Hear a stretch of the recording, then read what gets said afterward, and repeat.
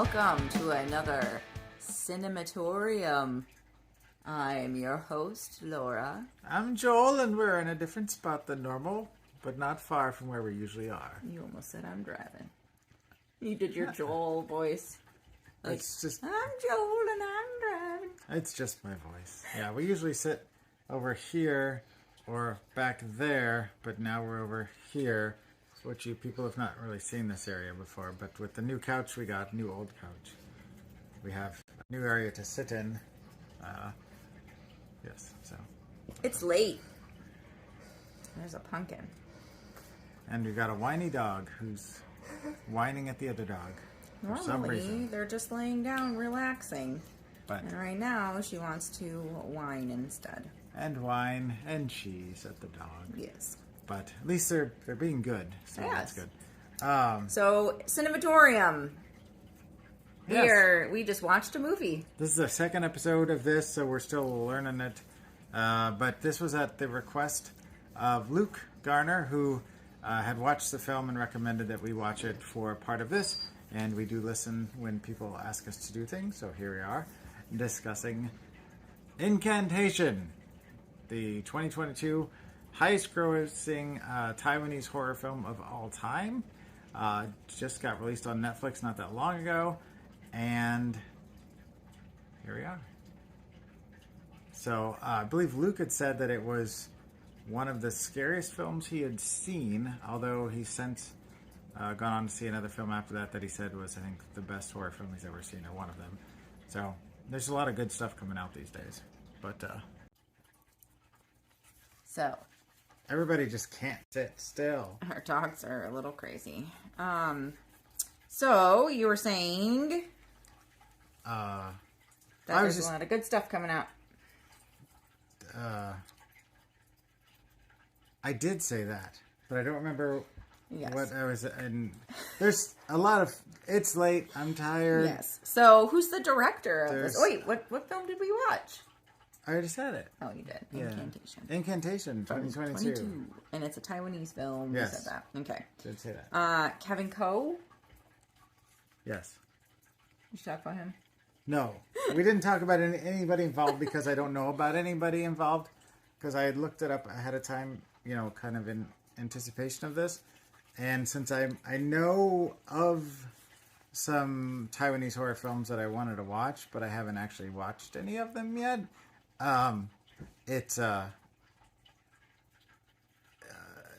looking at his filmography, I don't recognize any of the films, and I feel a little ignorant about that. But that just means more to learn, and I always like to learn and expand my knowledge of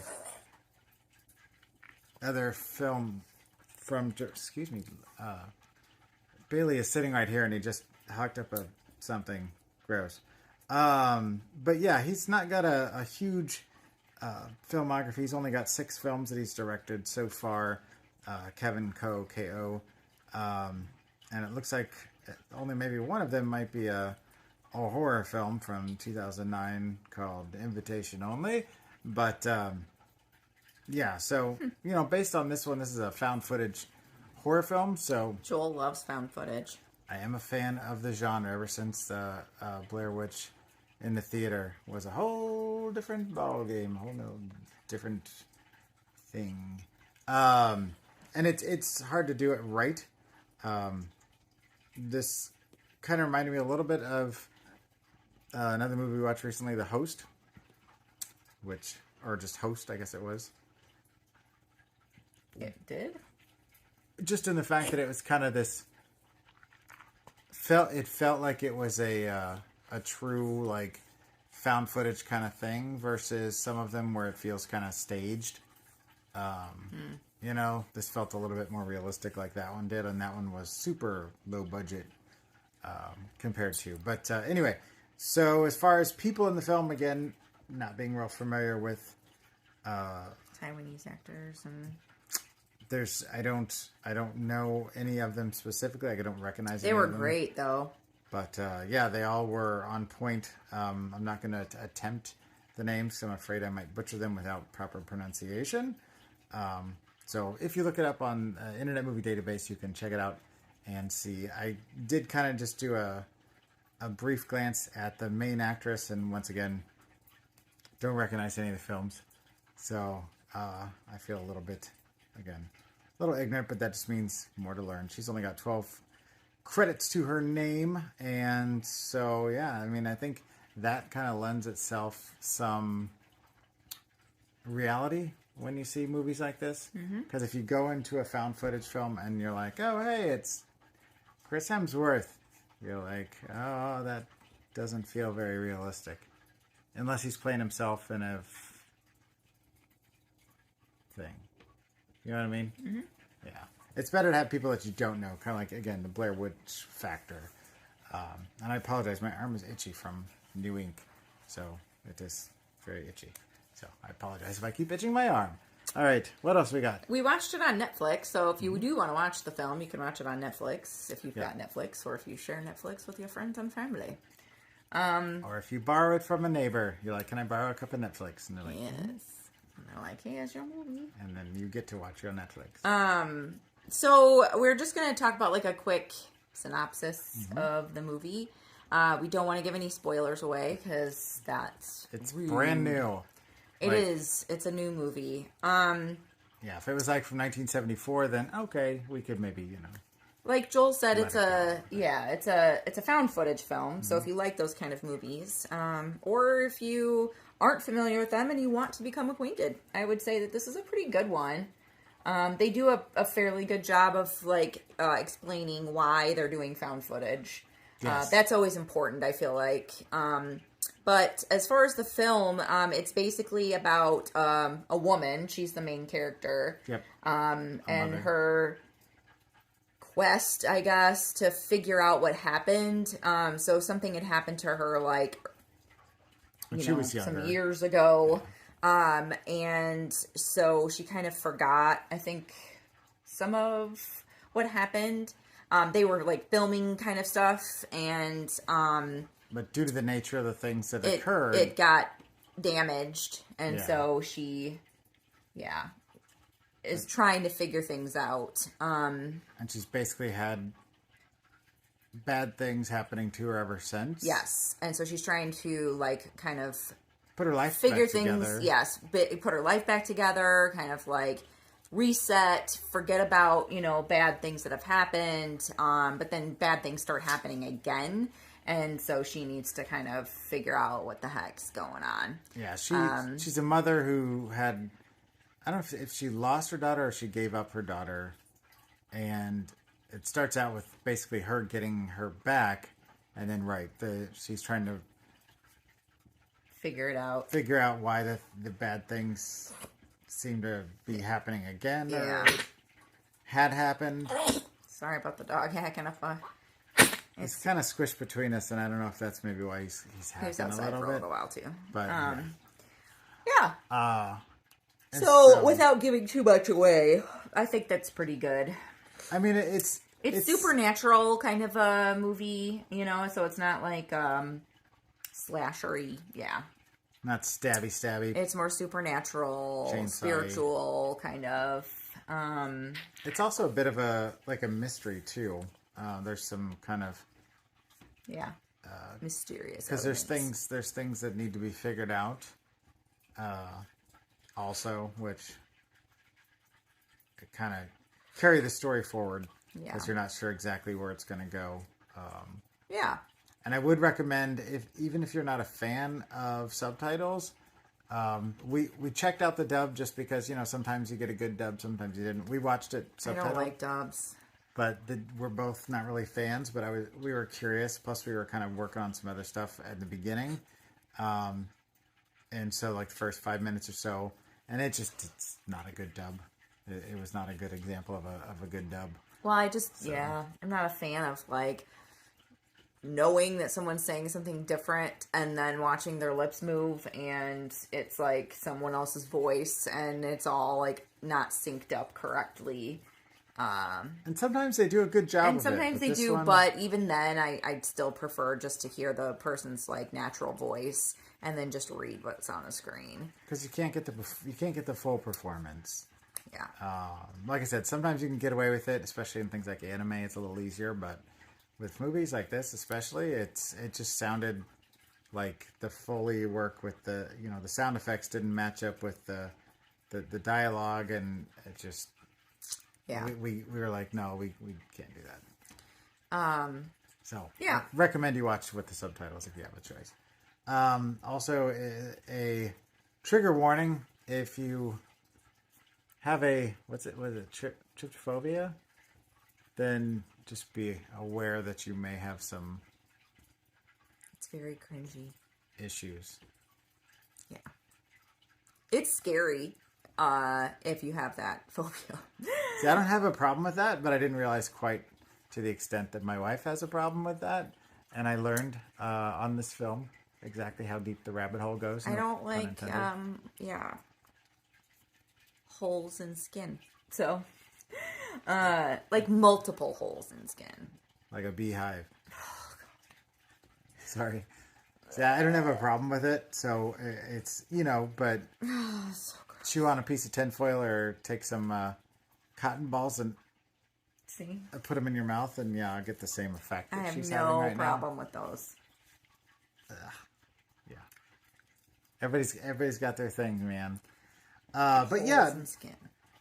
I don't know that I would go as so far as to say this is like the scariest movie I've ever seen. No. Or it's definitely puzzling, and WTF, there's like a lot of like, what the hell? Yeah, and they kind of jump around. Nope, don't do that, kind of thing. They give you cues as far as where they're at in the timeline, but they do jump back and forth. Very much jump back and forth, trying to figure out what happened in her past, and then like the future, not future, but present.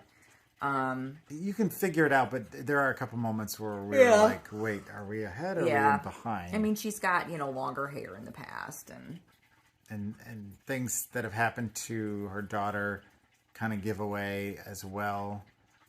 Where they're at in the time. Yeah. So that part can be a little confusing because they don't give you a lot to go off of. But they established the timeline early on. You just have to kind of be paying attention. Yeah. But yeah, I mean, it's got some good moments, some moments that are kind of terrifying, some moments that are kind of like edge of your seat, like the scene in her old home, or was that what it was where they were at, where the little girl Dodo was off on her own doing her own thing. What was that? It was like her old place that she lived in or something like that. I don't remember, but that scene was kind of a little tense. The whole thing that kind of caused the problem to begin with, towards the end, that scene was pretty intense. Yeah. Yeah, a lot of bizarre things going on that maybe, if you are in that culture and if it's like like every culture, every part of the world has their own folklore and legends and good and evil sorts of things. So maybe, if you were there, that might make a little more sense, but it was interesting to learn about because it's pretty terrifying stuff. Yeah. And, I was going to go somewhere with something and I don't remember. Oh, she does like kind of a neat thing throughout the film, periodically, since she is doing like a lot of recording, in it. She sometimes like brings the audience in, to like what she's talking about and, tries to, like get you kind of to participate a little bit, which I think, ups the creepy level a little bit. Yeah, because she does talk directly to you. If you like get real into it, because she's like recording like a YouTube-y kind of thing. You know? That's kind of what sets the whole thing off. Yeah. That they have a YouTube channel initially, or a whatever it is. And but I kind of liked that because, especially if you do just let yourself like go and like go into the film and like start paying attention to it, and like there's some pretty intense parts where you're supposed to be like reading and like listening and like this kind of stuff, and especially that thing towards the end. Yeah. The screen goes white. Yeah, and then you start seeing like kind of the weird stuff you were looking at. Yeah, I liked it. I like that part of it. If you really want to probably get the full experience, turn off all the lights, watch it in the dark, and just make sure you have no other distractions, no other don't be sleepy.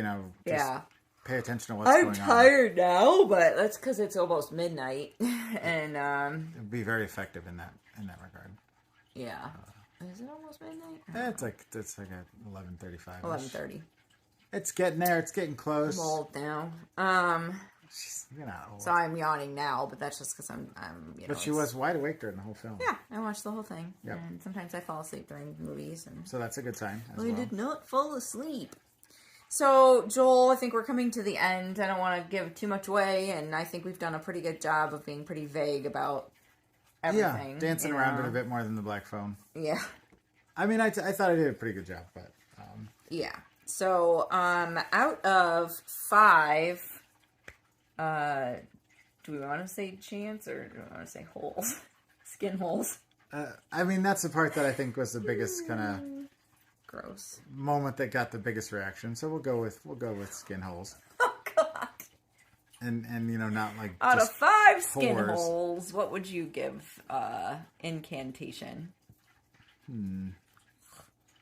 Well, like I said, I don't think it's the scariest thing I've ever seen. It's definitely better than a lot of the recent found footage movies I've seen, but it is so I don't know, 3.5. Yeah, I'd give it 4. I liked it.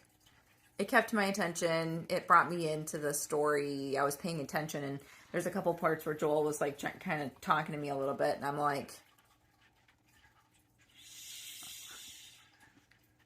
we both do that from time to time. Yeah, because I was like, you gotta pay attention. Well, they're going into the important stuff. And we'll talk about the movie as it's going along too. Like, what do you think about this? I actually made him pause it, and I'm like, or we'll rewind something if did we missed it. Did that happen? Yeah. So, Joel.